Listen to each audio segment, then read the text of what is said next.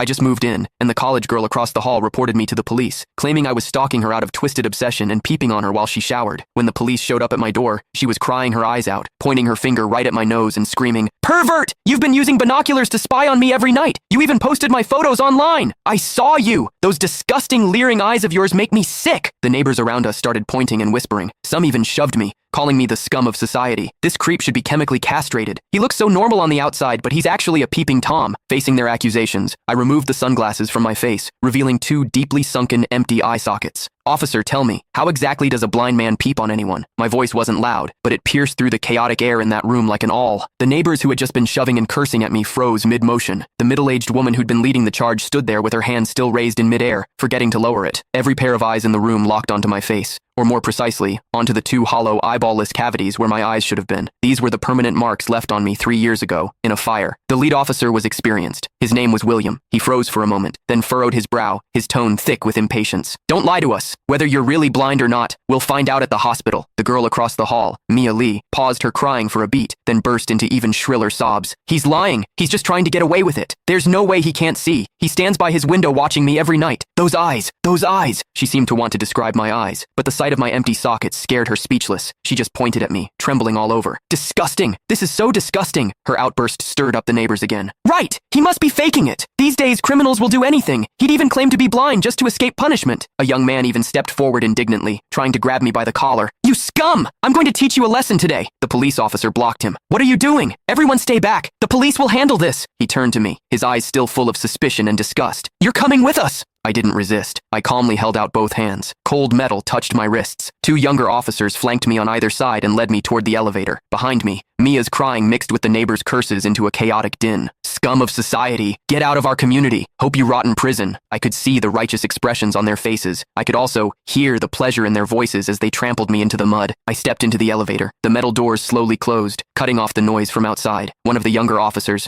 probably new to the job, couldn't help but ask me quietly, Are you really blind?" I tugged at the corner of my mouth but didn't answer. The other officer patted his shoulder, signaling him to keep quiet. But I knew that in their minds, the scales had already tipped completely in favor of that tearful young girl. After all, it was a young, pretty, pitiful college student on one side, and on the other, a suspicious man living alone, wearing sunglasses. In their eyes, it was crystal clear who was the victim and who was the perpetrator. What they didn't know was this. Sometimes, what the eyes see is the biggest lie of all. And I, a blind man, had seen something that none of them had. For instance, when Mia accused me, her heartbeat was steady, without a single ripple of genuine emotion. The interrogation room at the police station was harshly lit by fluorescent lights, and the air smelled faintly of mildew. I sat